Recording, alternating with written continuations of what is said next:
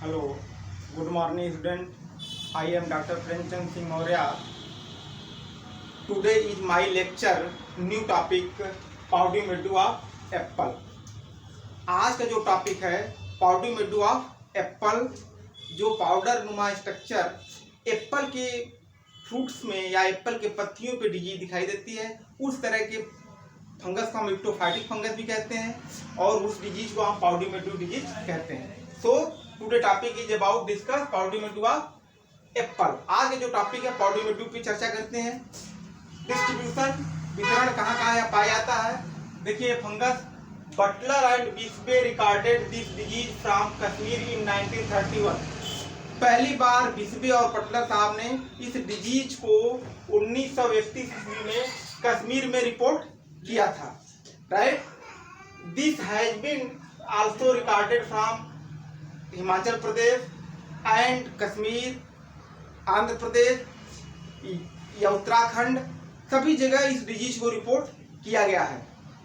Right, systematic position, classification का क्या क्या है। Kingdom fungi, phylum ascomycota, class leotiomycetes, order erysiphales, family erysiphaceae, genus podosphaera and species leucotricha, podosphaera leucotricha. Causal organism, जो causal organism है podosphaera leucotricha. Nature of disease देखते हैं। देखिए nature of disease airborne pathogen है, क्योंकि secondary infection by air होता है, इसकी कुंडियां बड़े पैमाने फैलने लगती है बाय एयर के द्वारा, इसलिए airborne pathogen. Nature of disease airborne pathogen. Nature of pathogen obligate parasite. Obligate parasite grow on only living organism, और जो हमेशा जीवित पदार्थ पे आता हो उस तरह के फंगस को हम ऑब्लिगेट पैरासाइट कहते हैं। राइट, इटियोलॉजी देखिए, the mycelium ectophytic septate and branches. इसकी जो माइसिलियम होते हैं वो इक्टोफाइटिक है, ब्रांचेज होते हैं सेप्टेड होते हैं। इक्टोफाइटिक मीन कि mycelium can be seen upper surface of leaf, fruit and stem. जब माइसिलियम पत्ती के ऊपरी भाग पे दिखाई देने लगे, आपके हाथ में टच करने पर माइसिलियम लग जाए, उसको कंडीशन को हम कहते हैं ectophytic mycelium. Subdivision ascomycotina का फंगस है, इसलिए ऑलरेडी सेप्टेड होंगे, ब्रांचेज होगा। Haustoria are present absorb food material by glycogen. Haustoria present होता है और अपना भोजन by haustoria glycogen and oil के रूप में लेता है। Right, conidia are formed at the tips of conidiophore. Conidia जो बनती है कोंडियोफोर के ऊपर बनती है, वो ऊपरी भाग पे बनती है। A large number of nucleus, considerable amount of cytoplasm, Golgi body, mitochondria are contain conidiophore. Mature condia are drop and arrangement of condia by chain. जो condia होती है और arrangement chain में होती है। condia are oval, are elliptical in shape and size. condia जो होती है oval, elliptical, are barrel shape, are egg shape, कई शेप में कुंडिया ऐसी दिखाई देती है, but oval in shape. Sexual fruiting bodies की भी थोड़ा सा हम चर्चा करते हैं कि sexual fruiting bodies contact between antheridium and ascogonium. Antheridium is a male sex organ while ascogonium is a female organ. Both organ come close contact by trichogyne and whole structure converted in spherical in shape. पूरा structure convert हो जाता है spherical shape में।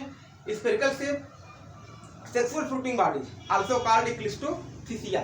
जो गोलाकार structure बनता है उसको हम कहते हैं cleistothecia. Cleistothecia is a spherical shape, hard in colour, hard in structure, black in colour and without natural opening, कहीं से खुला नहीं होता। सम टाइम प्रोवाइडेड अपेंडेज, और उसमें कुछ समय के बाद इसमें अपेंडेज बने होते हैं। पाउडरी मिल्ड्यू ऑफ एप्पल में जो अपेंडेज बनता है वो बाइफ्रैक्टेट होता है। बाइफ्रैक्टेट मीन्स होता है कि जो अपेंडेज होता है उसकी ब्रांचिंग दो में होती है। ऊपर जब लास्ट टिप पे ब्रांचिंग डाइकॉट की ब्रांचिंग होती है, उस तरह के फंगस को हम कहते हैं बाइफ्रैक्टेट।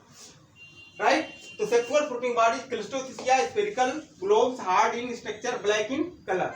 Appendage are provided and bifurcate. Appendage जो प्रोवाइड होते हैं और फ्रैक्टेट टाइप में होते हैं। Ascospore are hyaline, elliptical, single cell and 18 number. जो एस्कस बनता है वो क्लिस्ट्रोथिसिया के अंदर बनेगा। और जब एस्कस मैच्योर कंडीशन में होता है तो क्लिस्ट्रोथिसिया वाल्व फट जाता है and ascus are liberated. Each ascus are cylindrical in shape and produced in minimum 4 and maximum 8 ascospore.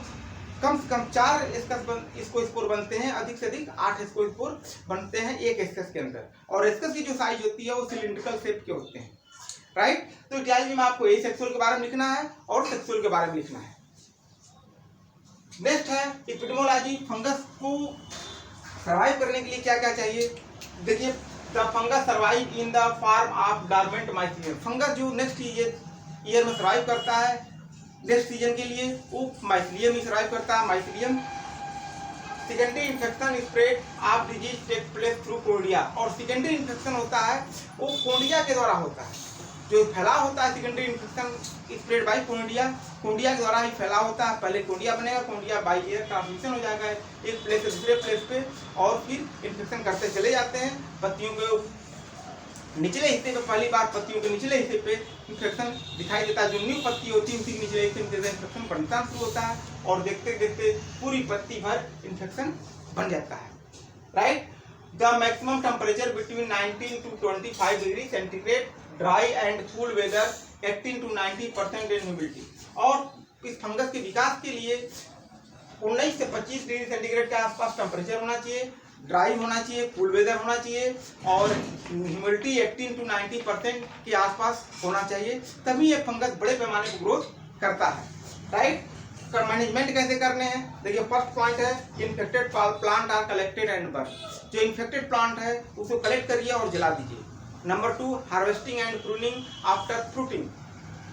या तो आपको हार्वेस्टिंग प्रूनिंग करना चाहिए, जब फ्रूट्स आप तोड़ लें तब थोड़ा सा हार्वेस्टिंग प्रूनिंग भी कर देनी चाहिए। नेक्स्ट है फॉर स्प्रे ऑफ कार्बेंडाजिम 0.05% और कैराथियान 1%, 15 डेज इंटरवल। कम से कम 15 दिन के अंतराल पे 2-3 छिड़काव कर देने चाहिए। 0.5% कार्बेंडाजिम पर लीटर ऑफ वाटर या पैराथियान 1 ग्राम पर लीटर ऑफ वाटर में स्प्रे करना चाहिए। और इसके अलावा थायोफेंटास 100 ml 200 लीटर पानी में घोल करके स्प्रे करना है, या ट्यूबनाकोनाजोल 80 ml 200 लीटर पानी में घोल के पर हेक्टेयर स्प्रे करना है। ये आपको हमेशा ध्यान रखने पड़ेंगे। नेक्स्ट है ग्रो रेसिस्टेंट वैरायटी महाराजा, गोल्डन चाइनीज, डोगला, ETC, बहुत सारे ऐसे वैरायटियां हैं जो रेसिस्टेंट वाइज होती हैं, जो कॉर्डिमेडूज के ऊपर नहीं आता है। अब आप देखिए लीफ है, लीफ के ऊपर व्हाइट माइसीलियम दिखाई देते हैं। इस तरह के माइसीलियम को हम कहते हैं एक्टोफाइटिक माइसीलियम। अगर ऐसे आप हाथ में से टच करेंगे तो आपके हाथ में माइसीलियम लग जाएगा। स्टेम पे भी बनते हैं, फ्रूट पे बनते हैं, लीफ पे भी बनते हैं। और जब इसको आप नेडल से उठाएंगे तो ये सेप्टेड माइसीलियम दिखाई देगा। क्यों दिखाई देगा? क्योंकि सब रीजन एस्कोमाइकोटिक फंगस है, इसलिए इसमें सेप्टा बनेगा। और इस सेप्टा के ऊपरी हिस्से पे धीरे धीरे कोन्डियोफोर बनना शुरू होगा और उसी के ऊपरी हिस्से में कोन्डिया का निर्माण होगा। जब कोन्डिया मैच्योर कंडीशन में होता है तो ड्रॉप कर जाता है और बाई ईयर ट्रांसमिशन हो जाता है, बाई ईयर ट्रांसफर हो जाता है, फिर ये जर्मिनेट करता है और फिर न्यू माइसीलियम तैयार करता है। देखते देखते आपकी पूरी क्रॉप भर जाती है। सेक्सुअल रिप्रोडक्शन में male and female sex organ दोनों आपस में मिलते हैं और दोनों आपस में जब जीव कंटेक्ट करते हैं होल स्ट्रक्चर धीरे धीरे कन्वर्ट हो जाता है क्लिस्टोथिसियम में। क्लिस्टोथिसियम प्रकार की फुटिंग बॉडी है। एक क्लिस्टोथिसिया दिखाई दे रहा है, स्फेरिकल शेप एंड साइज होता है, विदाउट नेचुरल ओपनिंग होता है। इसके अंदर जब एस्कस मैच्योर कंडीशन में होता है तो क्लिस्टोथिसिया वाल फट जाता है, एस्कस बाहर निकल जाते हैं। एस्कोस्पोर जब मैच्योर कंडीशन में होगा इसके अंदर से एस्कस फट जाता है और एस्कोस्पोर बाहर निकल जाता है। फिर यही एस्कोस्पोर जर्मिनेट करते हैं और फंगस जर्मिनेट करेंगे और फिर न्यू इन्फेक्शन करेंगे। तो बच्चों, आज का जो टॉपिक है पाउडीमेटू डिजीज है, बहुत इंपॉर्टेंट टॉपिक है। ये अधिकतर कूल ड्राई वेदर में आता है, अधिकतर जाड़े के सीजन में इस तरह की डिजीज देखने को मिलती है। इसका जो काजल ऑर्गेनिज्म है पोडोस्पोरिया लिकोट्राइचा। आप इसको please my channel is subscribe, share, thank you.